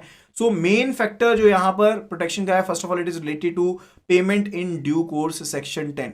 पेमेंट इन ड्यू कोर्स जो है बहुत ज्यादा इंपॉर्टेंट सेक्शन है, सेक्शन 10, ठीक है। तो ये कुछ एक सेक्शंस हैं जिनको आपने याद रखना ही रखना है। सेक्शन 10 हो गया, सेक्शन 20 हो गया, सेक्शन 26 हो गया, तो ये तो इंपॉर्टेंट सेक्शंस हैं, ठीक है। तो सेक्शन 10 जो है that is related with what, it is related to payment in due course, it is related with payment in due course. Payment in due course का मतलब है कि अगर यहां पर जो चेक की पेमेंट है वो in accordance with the apparent tenor की गई है, वो in accordance with the apparent tenor of the instrument की गई है, यानी कि जो यहां पर इंस्ट्रूमेंट जैसा होना चाहिए था उसी के हिसाब से यहां पर पेमेंट की गई है। जो पेमेंट है वो गुड फेथ में की गई है, वो गुड फेथ में की गई है, यानी कि बैंक के पास कोई भी ऐसी यहां पर चीज नहीं थी जिसको देख करके ये लगे कि जो इंस्ट्रूमेंट है वो फोर्स्ड है कुछ है। एंड फर्दर जो पेमेंट है वो बिना नेग्लिजेंस की गई है। ऐसा नहीं है कि जो चेक था वो 10,000 का था, 1,000 का था, पेमेंट जो है 10,000 की कर दी गई है, विदाउट एनी नेग्लिजेंस पेमेंट की गई है। एंड फर्दर जिस पर्सन के पास पोजेशन था इंस्ट्रूमेंट का उसी पर्सन को पेमेंट की गई है, उसी पर्सन को पेमेंट की गई है, that is to the person who is having the possession of the instrument. And further payment करते हुए बैंक के पास कोई भी ऐसा रीजन बिलीव करने के लिए नहीं था कि जो इंस्ट्रूमेंट है वो किसी और पर्सन के नाम में एंटाइटल्ड है। एंड फर्दर जो भी अमाउंट मेंशन था उसी के रिलेटेड पेमेंट की गई है। तो अगर ये सभी कंडीशंस फुलफिल हो रही हैं तो उसे हम कहेंगे पेमेंट इन ड्यू कोर्स। तो क्या क्या कंडीशंस हैं? पहली चीज है कि जो इंस्ट्रूमेंट है that must be in accordance with the apparent tenor of the instrument, ठीक है, it must be in accordance with the apparent tenor of the instrument. And further the payment must be in good faith, must be without negligence, must be to the person who is having the possession of the instrument. And while making the person, the banker should not have any reason so as to believe that the person in possession of the instrument is not entitled to receive the payment. Okay, तो उसे हम क्या कहते हैं? That is said to be the कि यहां पर जो पेमेंट है that is in due course, that is in due course. Is that clear? Then further it is related to section 85 of the Negotiable Instrument Act. Section 85 of the Negotiable Instrument Act. Then it is basically section 85 of the Negotiable Instrument Act. तो यहां पर आपको एक चीज बता देना चाहता हूं कि जो यहां पर पेइंग बैंक है, जो यहां पर पेइंग बैंक है वो एंडोर्समेंट की सिर्फ और सिर्फ क्या चेक करता है? रेगुलरिटी को चेक करता है। जो पेइंग बैंक रहता है that is concerned only and only, the paying bank is concerned only and only with the regularity of the endorsement, with the regularity of the endorsement. ठीक है, रेगुलरिटी का मतलब क्या है? जैसे मैंने आपको केस दिया था कि पर्सन ए ने पर्सन बी को एंडोर्स किया, पर्सन बी ने पर्सन सी को, पर्सन डी ने पर्सन ई को, एंड पर्सन ई ने पर्सन एफ को। तो एंडोर्समेंट किस तरह से होनी चाहिए? रेगुलर होनी चाहिए ना, कि पर्सन ए ने पहले पर्सन बी को एंडोर्स किया, फिर पर्सन बी ने पर्सन सी को। ऐसा नहीं है कि सी ने डी को एंडोर्स किया, नहीं डी ने ई को एंडोर्स कर दिया, तो ये इरेगुलर हो जाएगी। तो there must be regularity in endorsement, there must be regularity in endorsement. And further अगर रेगुलरिटी इन एंडोर्समेंट है तो यहां पर बैंक की और कोई जिम्मेदारी नहीं है। बैंक को यहाँ पर सिग्नेचर्स नहीं चेक करने हैं, बैंक को यहाँ पर एंडोर्समेंट के सिग्नेचर्स को वेरीफाई करना यहाँ पर पेइंग बैंक की जिम्मेदारी नहीं है, वो कलेक्टिंग बैंक की जिम्मेदारी है। वो किसकी जिम्मेदारी है? वो कलेक्टिंग बैंक की जिम्मेदारी है, ठीक है। तो यहाँ पर बैंक को यहाँ पर सिर्फ और सिर्फ रेगुलरिटी यहाँ पर एंडोर्समेंट की चेक करनी है, जो यहाँ पर जेन्युइननेस है एंडोर्समेंट की, that is collecting banks responsibility. Okay, तो यहाँ पर अगर रेगुलरिटी मेंटेन्ड है एंड बैंक पेमेंट कर देता है, चाहे वो फोर्स्ड एंडोर्समेंट हो, चाहे वो फोर्स्ड एंडोर्समेंट हो, पेइंग बैंक लायबल नहीं रहेगा, पेइंग बैंक लायबल नहीं रहेगा। Okay, and further if the cheque is originally expressed to be bearer, अगर चेक जो था वो यहां पर बेरर इंस्ट्रूमेंट था, क्या था? बेरर इंस्ट्रूमेंट था, एंड फर्दर चेक में एंडोर्समेंट में जो थी वो इररेगुलर थी, जो इंस्ट्रूमेंट था दैट वाज बेरर इंस्ट्रूमेंट, वो क्या था इंस्ट्रूमेंट था? वो बेरर इंस्ट्रूमेंट था। एंड चेक को फर्दर क्या किया गया था? यहाँ पर एंडोर्स किया था पर्सन ए ने पर्सन बी को, पर्सन बी ने पर्सन सी को, सी ने डी को एंडोर्स नहीं किया, डी ने ई को कर दिया, ई ने एफ को कर दिया, यानी कि जो रेगुलरिटी थी वो क्या है? इररेगुलर यहाँ पर एंडोर्समेंट है, देयर इज इररेगुलर एंडोर्समेंट। तो दो चीजें हैं, इंस्ट्रूमेंट जो है वो बेरर इंस्ट्रूमेंट है, इंस्ट्रूमेंट जो है वो बेरर इंस्ट्रूमेंट है, एंड जो यहां पर एंडोर्समेंट है वो यहां पर इररेगुलर है, जो एंडोर्समेंट है वो इररेगुलर है। तो यहां पर भी पेइंग बैंक की कोई भी जिम्मेदारी नहीं होगी। क्यों जिम्मेदारी नहीं होगी? क्योंकि bearer is always a bearer, bearer is always a bearer. तो वहां पर एंडोर्समेंट जो है वो बेमतलबी रह जाती है, उनका कोई भी मतलब नहीं रहता है, उनका कोई भी मतलब नहीं रहता है। Is that clear? So if the instrument is bearer instrument and endorsement फिर भी उसके ऊपर की गई है एंड दोज आर इररेगुलर, तो यहां पर फिर भी पेइंग बैंक के ऊपर कोई भी जिम्मेदारी नहीं है, क्योंकि यहां पर बेरर इंस्ट्रूमेंट के केस में एंडोर्समेंट्स जो हैं वो मीनिंगलेस रहती हैं, एंडोर्समेंट्स जो हैं वो यहां पर मीनिंगलेस रहती हैं। Then it is related to section 89।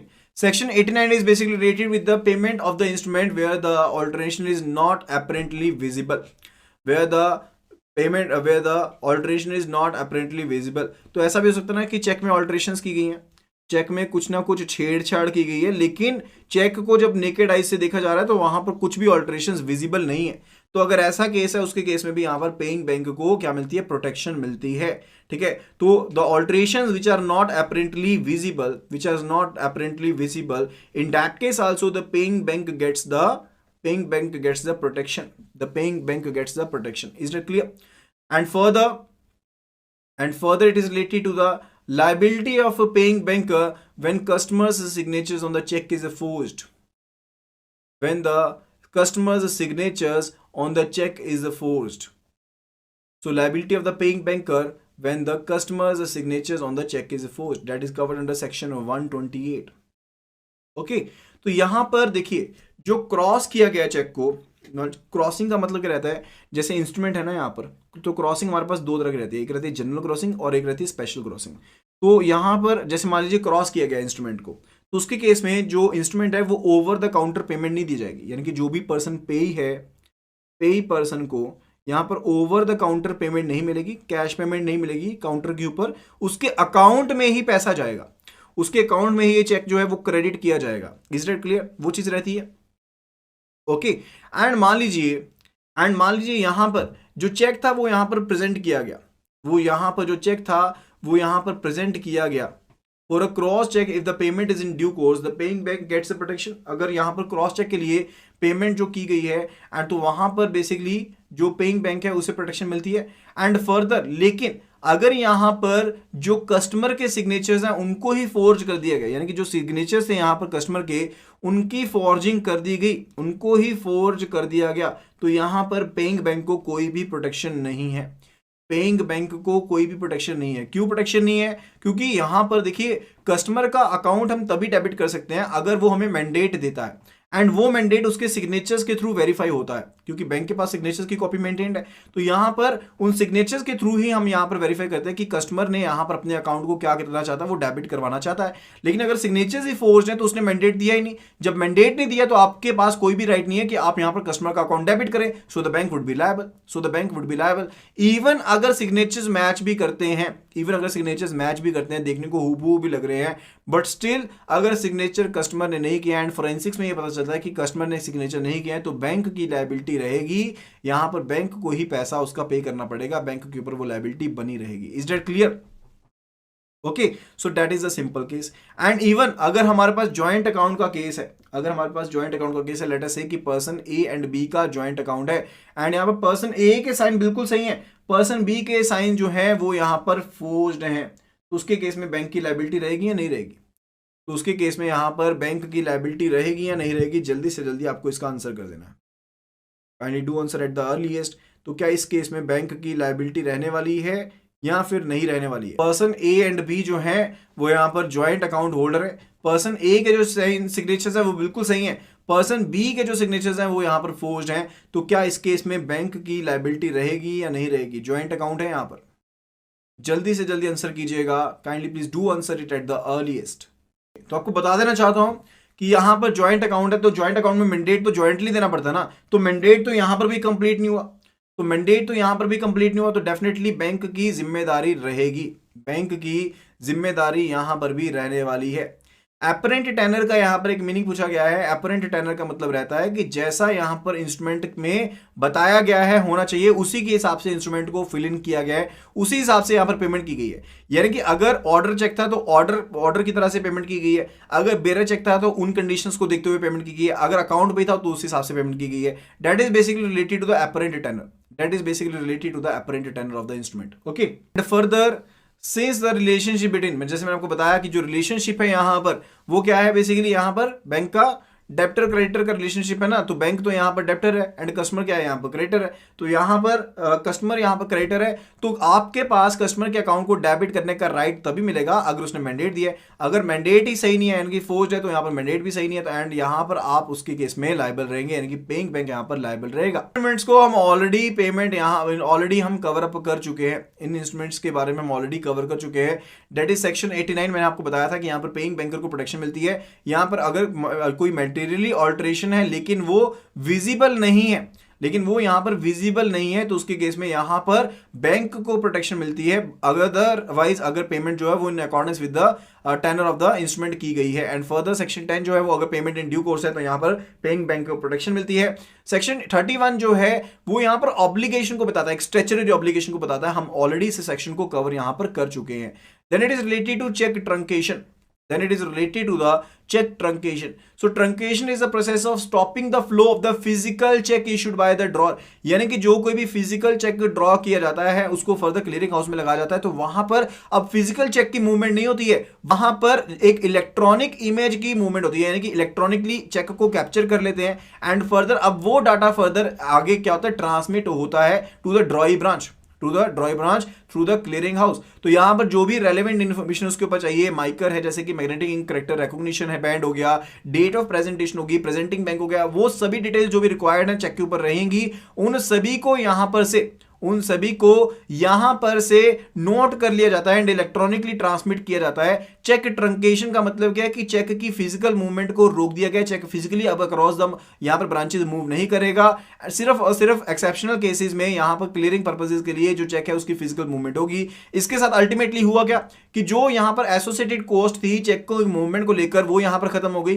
Further जो चेक है उसमें यहां पर अब टाइमली उसको क्या किया जा सकता है, उसको यहां पर कलेक्ट किया जा सकता है and further streamlines the entire activity of the cheque processing. Is that clear sir? That is related to what? That is related to the cheque truncation. Protection के बारे में हम ऑलरेडी बात कर चुके हैं, क्या क्या प्रोटेक्शंस रहने वाली हैं. सो एंडोर्समेंट के बारे में यहां पर हमने बात की थी, सेक्शन 85 में कवर्ड. तो सेक्शन 85(1) की जब हम बात करते हैं, that is related to what? That is related to the cheque. And section 85(a) जो है that is related with the demand drafts over here. लेकिन वो है किससे रिलेटेड? अगर एंडोर्समेंट्स में रेगुलरिटी है तो यहां पर पेइंग बैंक को प्रोटेक्शन मिलती है, तो यहां पर पेइंग बैंक को प्रोटेक्शन मिलती है. ओके, एंड फर्दर सिग्नेचर्स के रिलेटेड यहां पर देख लीजिए ध्यान से, सिग्नेचर्स के रिलेटेड यहां पर से ध्यान से देख लीजिए कि सिग्नेचर्स किस तरह से होने चाहिए, सिग्नेचर्स किस तरह से होने चाहिए प्रोटेक्शन के लिए. यहां पर सिग्नेचर्स की यहां पर रेगुलरिटी चाहिए, तो फोर्स्ड सिग्नेचर के केस में therefore the protection is available to the paying banker in case of forged endorsement too. क्योंकि एंडोर्समेंट की जेन्युइननेस को चेक करना वो किसका काम है? कलेक्टिंग बैंक का काम है. किसका काम है? कलेक्टिंग बैंक का काम है. अब कलेक्टिंग बैंक कैसे देखा गया कि जो सिग्नेचर फोर्ज नहीं है, तो उसके लिए कुछ गाइडलाइंस हैं. क्या गाइडलाइंस हैं? Payee or endorsee of a bill must himself or agent appointed by himself should sign the endorsement. जैसे कि मान लीजिए अमित ने यहां पर इंस्ट्रूमेंट को एंडोर्स कर दिया राहुल के नाम में. अमित ने यहाँ पर इंस्ट्रूमेंट कर दिया एंडोर्स राहुल के नाम है, तो सिग्नेचर्स कौन करेगा? सिग्नेचर्स डेफिनेटली एंडोर्सर करेगा ना, endorser will be signing, endorser की साइनिंग अथॉरिटी है ना, तो एंडोर्सर यहाँ पर जो सिग्नेचर्स करेगा, जैसे मान लीजिए इसने लिख दिया पे टू राहुल, इसने यहाँ पर लिख दिया पे टू राहुल, ठीक है, तो यहाँ पर इसने फर्दर अपने साइन कर दिए अमित, इसने यहाँ पर लिख दिया अमित लिख दिया, and those are valid, and those are valid. Okay, ये चीज हो गई है यहां पर, एक तो ये चीज हो गई है। एंड फर्दर स्पेलिंग जो होने चाहिए सिग्नेचर्स के, those must be matching, those must be matching to that of the name as a bearing on the instrument. अब हो सकता है कि अमित को भी किसने एंडोर्स किया हो इंस्ट्रूमेंट को, मान लीजिए यहां पर सुषमा ने अमित को फर्दर क्या किया था, एंडोर्स किया था, पहले सुषमा ने अमित को एंडोर्स किया था, एंड फर्दर वहां पर लिखा गया था पे टू, सबसे पहले यहां पर, इससे पहले यहां पर ये लिखा गया था पे टू अमित, यहां पर लिखा गया था pay to Amit, and further Sushma ने यहां पर अपने साइन कर दिए, that was the case, and that was the case. अब यहां पर अगर अमित के साइन यहां पर लिखे रहते, अगर अमित के जो यहां पर, अमित के यहां पर जो स्पेलिंग है अगर वो लिखे रहते AMEET लिखे रहते, अमित लिखे रहते, ठीक है, तो उसके केस में जब अमित ने यहां पर फर्दर एंडोर्समेंट की थी राहुल के नाम में, तो उसको भी यहां पर सिग्नेचर्स जो करने पड़ते वो ऐसे ही, अपना जो नाम लिखना पड़ता ऐसे ही लिखना पड़ता, ठीक है। एंड इवन अगर वो कैपिटल लेटर में लिख देगा, मान लीजिए अगर उसने लिख दिया AMEET, चाहे स्पेलिंग मैच कर रहे हैं, लेकिन कैपिटल लेटर में जो एंडोर्समेंट है वो वैलिड हम नहीं मानते हैं, वो यहां पर वैलिड हम नहीं मानते हैं। Okay, is that clear?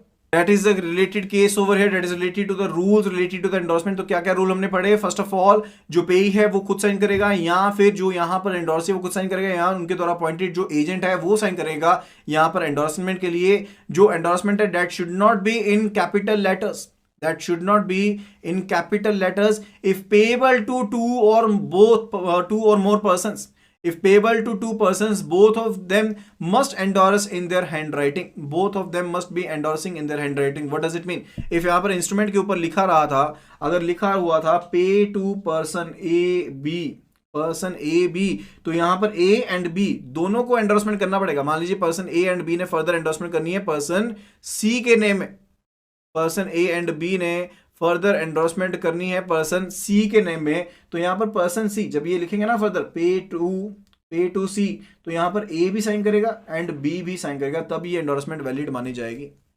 तब ये जो एंडोर्समेंट है वो यहां पर वैलिड मानी जाएगी। Is that clear? ये चीज क्लियर होगी। यहां पर चलते हैं, it is related to payment in due course. तो पेमेंट इन ड्यू कोर्स के बारे में ऑलरेडी आपको बता दिया, जो पेमेंट जो है in accordance with the apparent tenor of the instrument के हिसाब से की गई है, गुड फेथ में की गई है, बिना किसी नेग्लिजेंस की गई है, उस पर्सन को की गई है जिसके पास इंस्ट्रूमेंट का यहाँ पर पोजेशन है। एंड फर्दर किसी भी सर्कमस्टांसेस के अंदर बैंक के पास ये मानने का कोई भी ग्राउंड नहीं है, कोई भी हक नहीं है इस चीज का कि जो पर्सन पेमेंट लेने आया है वो उस पेमेंट लेने को हकदार, इस पेमेंट को लेने का हकदार नहीं है। तो अगर ये सभी कंडीशंस फुलफिल होती हैं, then it is said to be payment in due course. Then it is related to endorsement in bearer instrument। अगर bearer चेक है तो वहां पर जो endorsements हैं those are all meaningless। तो यहां पर सेक्शन 85(2) के अंदर यहां पर प्रोटेक्शन मिलती है to the paying bank. And further cheque with material alteration not visible with naked eye, that is also वहां पर पेइंग बैंक को प्रोटेक्शन मिलती है। For cross cheque under section 128 if payment is in due course, अगर section 128 के अंदर जो payment है वो यहां पर इन ड्यू कोर्स की गई है क्रॉस चेक के रिलेटेड, तो वहां पर भी यहां पर प्रोटेक्शन मिलती है, तो वहां पर भी पेइंग बैंक जो है उसको यहां पर प्रोटेक्शन मिलती है। Is that clear? सो कुछ एक केसेस यहां पर ऐसे हैं, तो कुछ एक केसेस यहां पर ऐसे हैं जिनके केस में यहां पर कुछ एक केसेस ऐसे हैं जिनके केस में यहां पर जो बैंक है उसे पेमेंट नहीं करनी, जो बैंक है उसे पेमेंट नहीं करनी है। Like in the case of the death of the draw, देखिए जब बैंकर कस्टमर रिलेशनशिप खत्म हो गया तो बैंक यहां पर पेमेंट नहीं कर सकता। देखिए वहां पर बैंक पेमेंट नहीं कर सकता। जैसे मान लीजिए पर्सन ए ने यहां पर पर्सन बैंक के साथ अकाउंट चल रहा था, पर्सन ए का बैंक के साथ अकाउंट चल रहा था, पर्सन ए ने एक इंस्ट्रूमेंट दिया पर्सन बी को, पर्सन ए ने एक इंस्ट्रूमेंट दिया पर्सन बी को, and further that instrument was drawn on 12th of September, that was drawn on 12th of September, but on 20th of September person A की death होगी and that is in knowledge of the bank. तो ये चीज bank की knowledge में है। तो यहां पर पर्सन बी एक इंस्ट्रूमेंट प्रेजेंट करता है जो कि सिग्नेचर किया गया था 12 सितंबर को, उसको प्रेजेंट कर दिया गया। तो क्या इसकी पेमेंट की जाएगी या नहीं की जाएगी? जल्दी से जल्दी आंसर कर दीजिए। तो क्या इस केस में पेमेंट की जाएगी या नहीं की जाएगी? जल्दी से जल्दी इस चीज का आंसर कर दीजिए। अगर यहाँ पर पर्सन ए ने इंस्ट्रूमेंट ड्रॉ किया था 12 सितंबर को एंड फर्दर 20 सितंबर को उसकी डेथ हो जाती है, जो इंस्ट्रूमेंट है उसे फर्दर आज की डेट में मान लीजिए 30 अक्टूबर को प्रेजेंट किया गया, 30 अक्टूबर को प्रेजेंट किया गया, तो क्या इसके केस में पर्सन बी को पेमेंट की जाएगी या नहीं की जाएगी, उसके रिलेटेड आपको आंसर करना है। Is that clear? जल्दी से जल्दी आंसर कर दीजिए, क्या आप यहाँ पर पेमेंट करेंगे या नहीं करेंगे? You need to answer it at the earliest. The amount will not be paid, तो अमाउंट की पेमेंट नहीं होगी, इस चीज को जान लीजिए।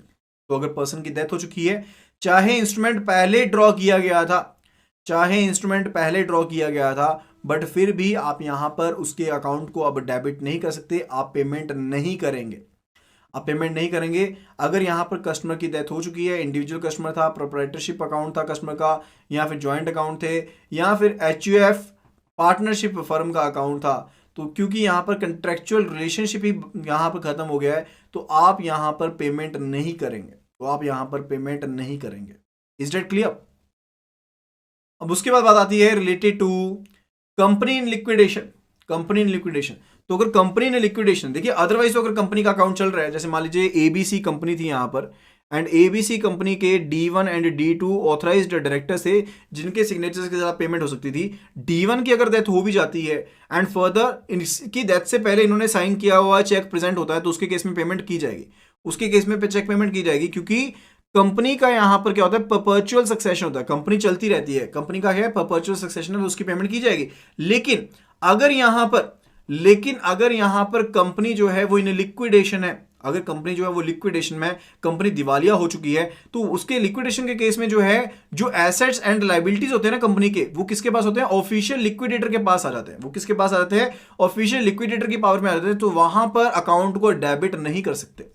तो यहां पर एक क्वेश्चन पूछा गया रिलेटेड कि अगर mode of operations any one हो, तो डेफिनेटली उस केस में पेमेंट कर सकते हैं सर। मैं सिर्फ और सिर्फ ज्वाइंट अकाउंट्स, जो ज्वाइंटली ऑपरेटेड अकाउंट्स हैं, उनकी केस की बात कर रहा हूं। अगर ज्वाइंटली ऑपरेटेड अकाउंट्स हैं, तो वहां पर आप पेमेंट नहीं कर पाएंगे। Is it clear?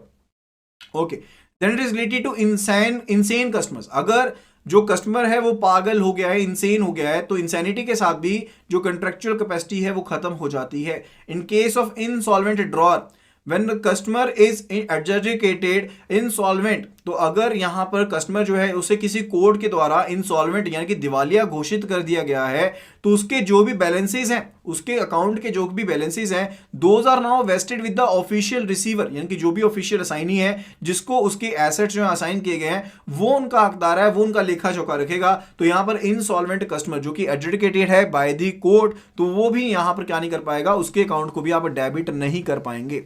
Is that clear? लेकिन ये चीज आपकी नॉलेज में होनी चाहिए। आप अगर एडजुडिकेटेड है, तो ऐसा कोई नोटिस जो है वो बैंक की तरफ से आपके पास आ जाना चाहिए, तब आप पेमेंट नहीं कर पाएंगे। इसी तरह से इंसैनिटी से रिलेटेड भी यही चीज है कि इंसैनिटी से रिलेटेड अगर आपके पास कोई नोटिस पहुंचा है कस्टमर का, तब आप ऐसा करेंगे। ऐसा नहीं है कि कस्टमर पहले बिल्कुल सही था, आपने पेमेंट कर दी, बाद में कस्टमर इन बिटवीन पागल हो गए, तो ऐसा नहीं है कि आपके ऊपर कोई प्रॉब्लम आने वाली है। ठीक है, इसी तरह से डेथ ऑफ ड्रॉअर के केस में भी यही चीज रहती है। It must be in the knowledge of the bank. अगर बैंक की नॉलेज में है, बट फिर भी अगर बैंक ने ऐसा किया, तो वो बैंक लायबल रहेगा। अगर बैंक की नॉलेज में नहीं है एंड फिर अगर यहां पर पेमेंट की गई, तो बैंक की लायबिलिटी वहां पर नहीं रहती है।